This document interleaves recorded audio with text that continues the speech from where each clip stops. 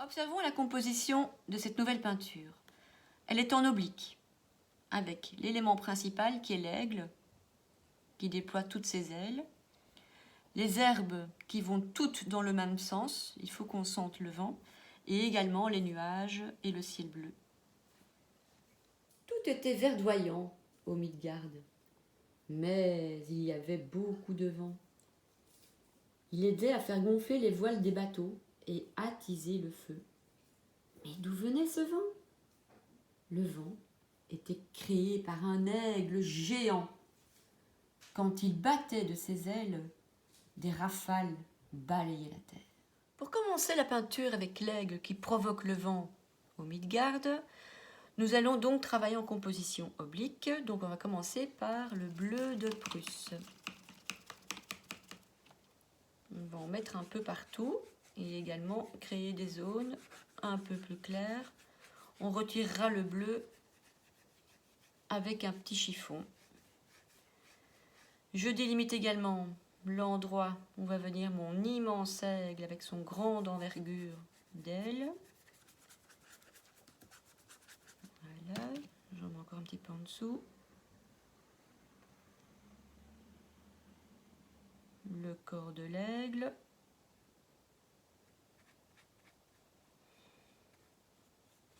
Voilà, comme ça, je délimite l'endroit où je vais pouvoir le peindre. Voilà, comme le vent va par là, il balaye les herbes à l'avant-plan. On va garder le même mouvement avec le pinceau. Je continue mon ciel. Je fais des zones plus foncées, des zones plus claires. En général, le foncé, c'est plus sur le dessus.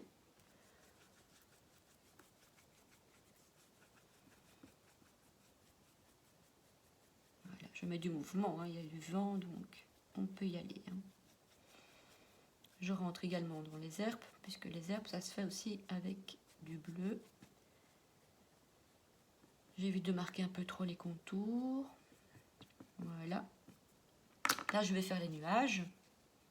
Donc, je prends mon chiffon et en fait, j'enlève du bleu, tout simplement. Voilà, certains endroits, comme ça, il y a des masses nuageuses. Ensuite, je vais mettre un autre bleu. Je vais mettre le bleu ultramarine ici, pour pouvoir faire des herbes vertes. Voilà, je continue toujours dans le même sens. J'imbibe bien mon pinceau de bleu. Je continue à faire les herbes dans le vent. Je peux également y mélanger aussi. Donc je travaille avec la tranche du pinceau, de bleu de Prusse pour faire évidemment des herbes de vert différents.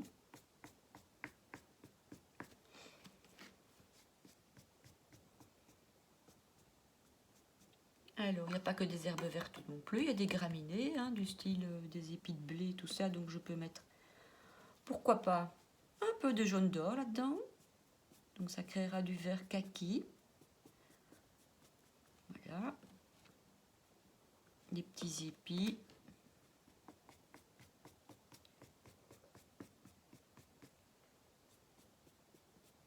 C'est évidemment avec ce jaune d'or que l'on fera également le corps de l'aigle. Je mets du jaune citron également. Voilà, toujours avec ce mouvement vers là, le vent qui balaye les herbes.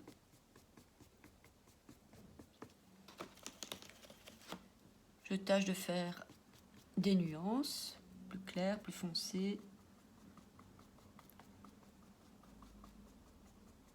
Voilà. Ça, je remets du bleu. Allons-y. Créer un avant-plan un peu plus foncé.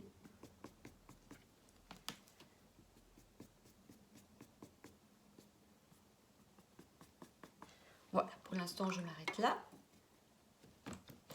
Je vais m'occuper de l'aigle. Alors, pour l'aigle, la première couche de couleur que je vais mettre, ce sera un léger jaune citron.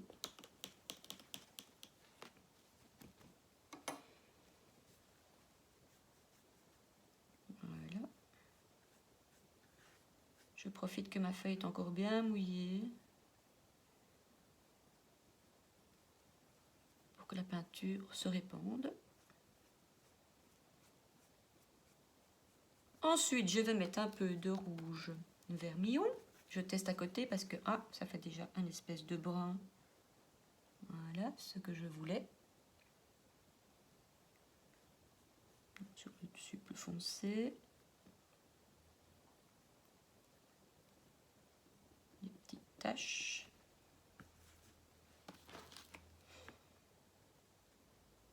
Donc, toutes ces petites ailes. Je repasse dessus. De l'autre côté aussi.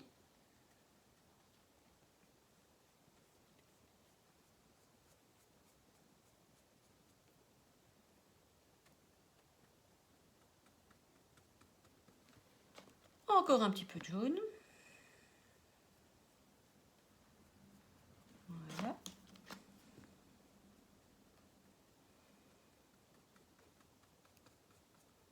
De l'autre côté aussi. Allons-y.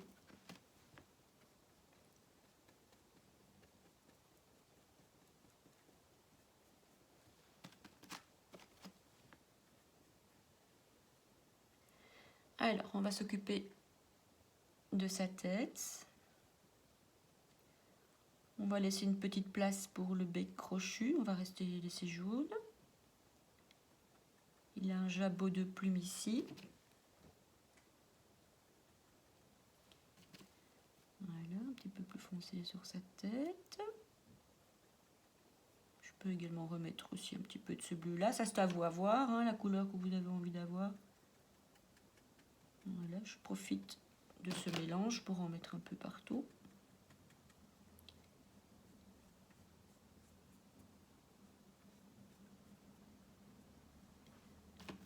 Son corps avec ses pattes et au bout ses serres. Puis on voit sa queue.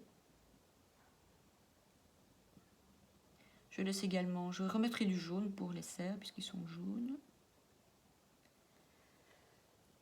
Voilà, encore un peu de rouge vermillon.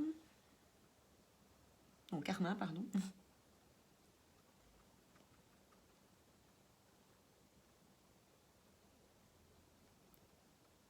Je dois faire des contrastes.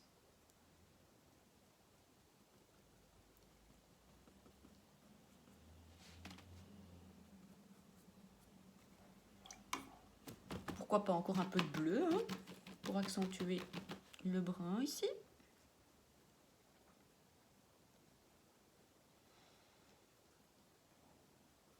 Un magnifique oiseau, un oiseau majestueux.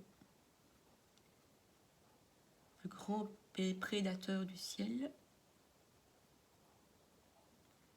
Qui a une envergure d'aile de 2 mètres à 2 mètres 50. Donc c'est gigantesque évidemment. Voilà. Alors je vais mettre du jaune d'or, mais cette fois-ci je vais prendre un pinceau tout fin pour faire le bec et les serres. En jaune d'or, donc les serres ils sont ici. Hein. Voilà, on va de petites taches. Et donc le bec qui est crochu. Crochu pour pouvoir piquer dans sa proie. Voilà, je peux encore accentuer les petites ailes.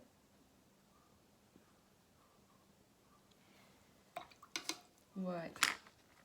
Alors, si vous voulez rendre le ciel un petit peu plus dramatique, il suffit de rajouter un peu de rouge carmin.